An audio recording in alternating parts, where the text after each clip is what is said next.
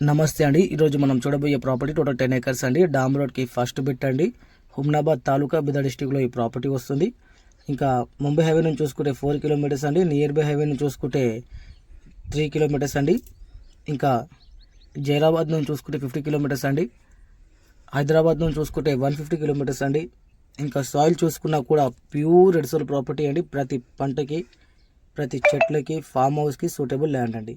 Okay, ఇంకా price చూసుకున్నా కూడా only 20 lakhs per acre final చెప్తున్నారండి. No negotiable. వాళ్ళు మార్కెట్లో చెప్పడానికి 22 చెప్పారు, కానీ వాళ్ళు ఇచ్చేది మాత్రం 20 lakhs పర్ ఎకర్ ఫైనల్ అండి.